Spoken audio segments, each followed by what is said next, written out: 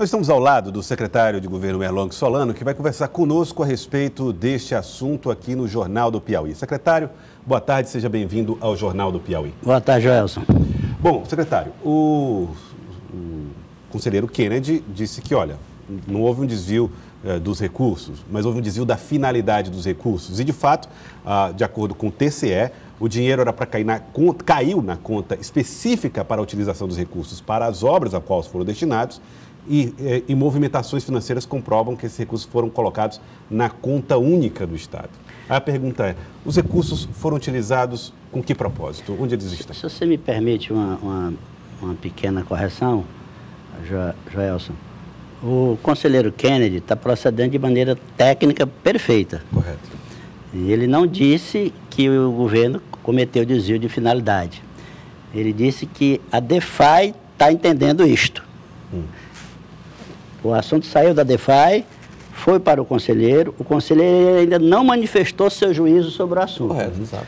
Notificou o Estado, notificou a Caixa Econômica, está perfeito o comportamento do conselheiro, como deve ser o comportamento de um juiz.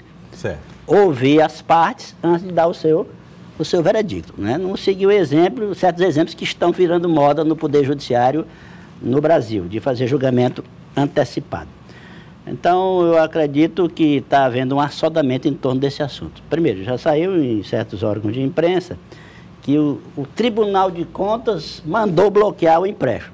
Ainda não tem manifestação do Tribunal de Contas. Tem a manifestação de um órgão técnico do tribunal, que deve ser respeitado, deve ser observado o que eles dizem. Nós vamos ler, como disse o nosso superintendente, para ver o que tem lá e para cotejar com o que nós fizemos. Nós temos segurança do que nós fizemos. O tribunal ainda nem se manifestou. Em segundo lugar, nós entendemos que o Piauí navegou contra a crise em razão da coragem que teve o nosso governador de tomar certas decisões, como essa de fazer uma reversão de fonte de recursos. Nós tivemos atraso na liberação de recursos de empréstimo. Certo. Veja o que está acontecendo com esse segundo empréstimo aí, que já está... Primeiro já estava pronto, demorou mais de 6 meses para assinar o contrato, agora o contrato já está assinado, ainda assim o recurso não foi liberado. Esse dos 600 milhões também teve atraso na liberação. O que fez o nosso governo? Algumas obras previstas para serem retomadas ou iniciadas com recursos de empréstimo foram retomadas ou iniciadas com recurso próprio do Estado. Sim. Da fonte 00. Fonte 100. Essa fonte 100, exatamente. Então, logo houve a liberação da primeira parcela, os 307 milhões, não é, que foi liberado. Começamos os procedimentos da prestação de conta fazendo a reversão. Uma boa parte do que tinha sido pago com a fonte 00 transformamos para a fonte 16, para prestar conta à Caixa Econômica. Tá, então, tem gente que está antecipando o processo eleitoral e transformando uma reversão normal de fonte, legítima, num ato, num crime. Tá, então, só para a gente explicar. Vocês esperavam o dinheiro do empréstimo, mas estava demorando. Estava demorando. Pegaram o dinheiro de outro lugar para fazer o investimento nas obras. Para retomar a obra, veja só. Agora pegaram o recurso da Caixa, que agora está chegando, para tapar o buraco do que foi utilizado. Da fonte 00, exatamente. Isso é chama isso se chama reversão de fonte.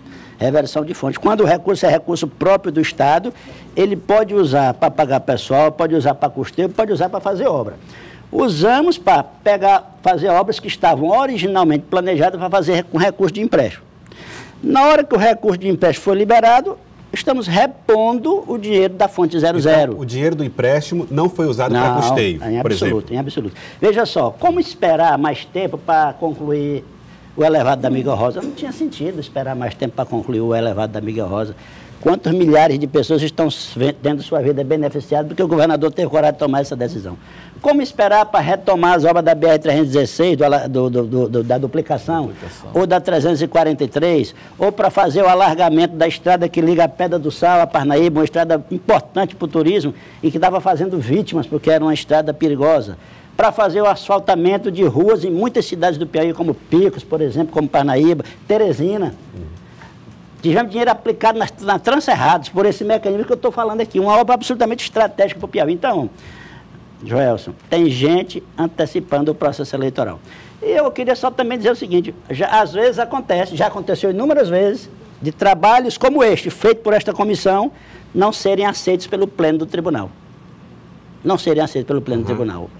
Que no nosso entendimento, quando nós fizermos as nossas justificativas, quando nós nos manifestarmos no processo, perante o tribunal, é a mesma coisa que deverá acontecer. Agora, o documento do Tribunal de Contas propõe, inclusive, já algumas punições de multa ao governador, ao secretário Rafael Fonteles e a um servidor que teria feito o trabalho de modificação, de operação do CIAFEM.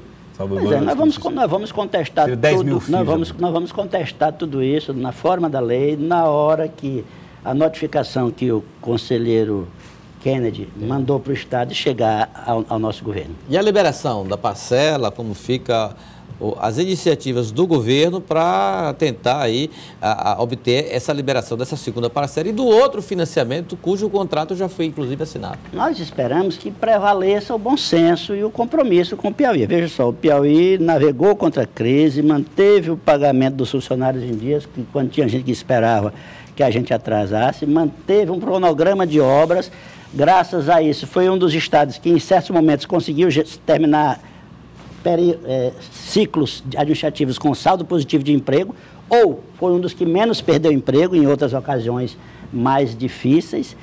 E a liberação dessa segunda parcela de empréstimo, desses 293 milhões que faltam, assim como a liberação dos 315 que já estão contratados, ajudará a manter essa postura do nosso governador em andamento. O Piauí trabalhando para não permitir que a crise se aprofunde e para ser um dos primeiros que sai da crise, como tem acontecido.